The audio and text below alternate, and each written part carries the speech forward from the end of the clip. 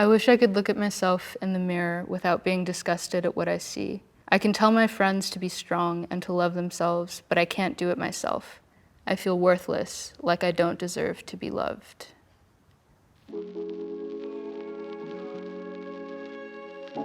For many young women, it's not always easy to be your true self.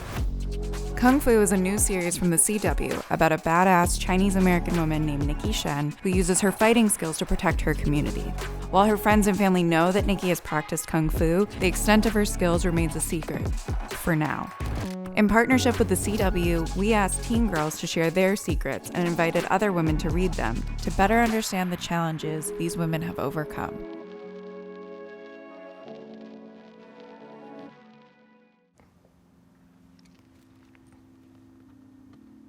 I've been bullied at 3 different schools. I've begun to blame myself for being bullied because I think I'm stupid and weak. I feel worthless, and now it makes me feel even worse because now I'm bullying myself. I give all of myself and love to my friends, but I never receive the same in return. I feel that they all think of me as an annoyance. Is there something wrong with the way I show my love? I'm gay, but both my parents always say that if their child was LGBTQ+, they would disown them. All I want is them to love me, but I know they never will. I came out when I was in 7th grade. I faced so many problems with my parents because they grew up in totally different environments than I did. I did move out and I did establish my own life. In that time, I was able to kind of understand myself, and then I understood my parents. My parents have always made me feel insecure about my body when they remind me that I've gained weight. They hold me to a high beauty standard, and it really takes a toll on my mental health. These thoughts have made me want to kill and starve myself, work out until I literally can't breathe. I've stopped being myself because I don't feel comfortable in my own skin. Gosh, I just want to give this girl a hug. You know, when I would go back to the Philippines or see friends and family, it's just so common to say, oh, you've gotten so fat, or you've gained weight, or you look healthy, or you look chunky, or every single variation of that you can think of. If there's anything I could offer to this girl to help, is to decide when enough is enough for you, and when you want to say, no, like this is, like you need to stop. You need to stop calling me fat, or you need to stop commenting on my weight. Like it's actually hurting me more than it is helping me. Oof. After we took our clothes off, I changed my mind. He got angry, I felt trapped, and that is ultimately how I lost my virginity.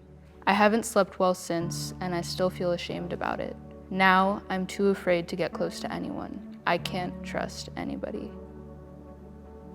Unfortunately, I know way too many young women who have experienced that, myself included, and quite a few of my friends. I know that it can feel really painful and isolating and shameful. It's not the end of intimacy for this person, and in developing relationships of trust and consent, I hope that this person can really feel nurtured in that. When I was 17, I got pregnant. When I told my boyfriend, he told me to go away and deal with it. I ended up having a miscarriage before I could do anything. I was alone in a public bathroom because I was too scared to go to the hospital since they would tell my parents. I've had a miscarriage, and I've also had an abortion. I was maybe 16 when I had the miscarriage.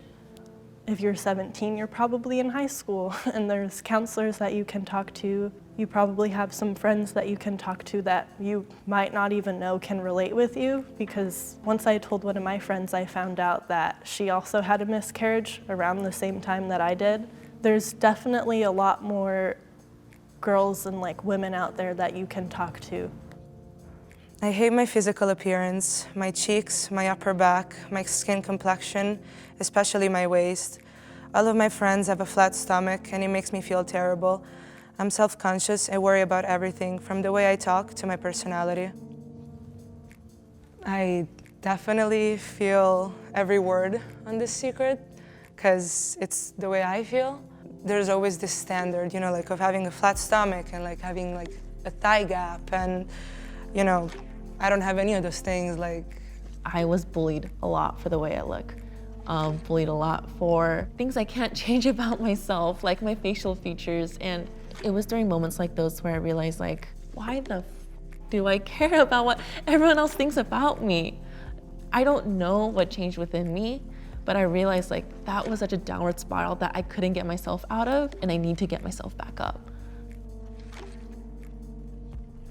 I've always had the reputation of the good girl who does well in school and has a good family. The truth is, I've been struggling with mental health. I feel super alone because others won't understand how I can have my perfect life and yet suffer from depression. I want someone to be there for me, but I don't want to reach out. I understand what it's like to not have people see you and see that you're struggling, and I dealt with a lot of depression and anxiety in high school, and it kind of felt like I was in the middle of the street drowning and no one could see me dying. Once you find someone that is able to hold the space for your emotions and your life, go for it, It's hard to find people like that.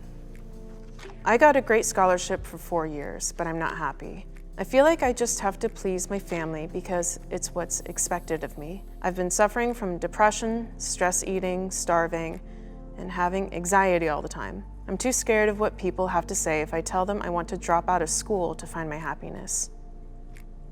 It is so difficult to go against what your family wanted from you. I was a valedictorian, salutatorian candidate, and I was applying to go to military academies. And this application is not some short application you can finish in 2 days, okay? This is like 6 months. I finally stood up to my family and said, I can't do it. I was only doing it because it's what they wanted. You are not your grade point average, you're not your SAT scores, or the name of the school that you graduate from. You are worth so much more than that. A male friend took advantage of me, and it all happened because I'm very soft-hearted. It's been 3 years and I haven't healed yet. I hate myself because being so sensitive always makes people use me.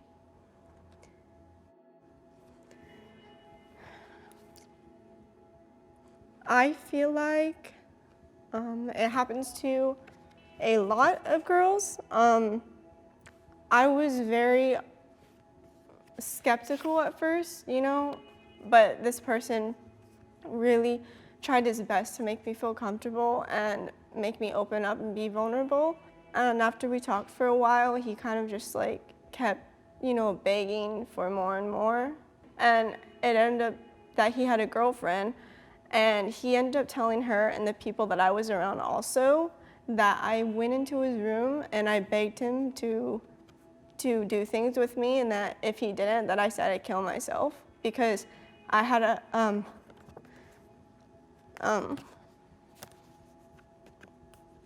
I was talking about things that were personal in my life. So he used that against me. So not everybody's going to be like that. And if you do close yourself off to the idea of finding someone or love, then you could be missing something special. But I'd say that you should have time to heal from it before anything else. It's very important to heal. I wish I had someone telling me when I was in middle school and high school that you're beautiful the way you are. You don't have to change for anyone. Trying to figure out who you are, and you don't have to have it all figured out when you're a teenager. You don't. Everything around you is telling you that you're too much and not enough. You're too ambitious, you're too loud, or too fat, but you're enough.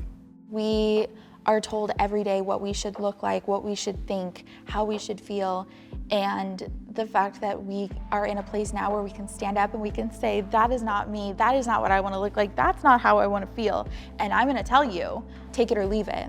There's a lot of power in that, and I'm so proud of all the women that fought for us to be able to get here today.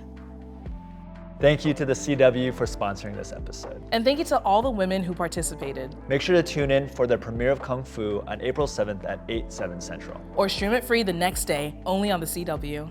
We'll see you next time.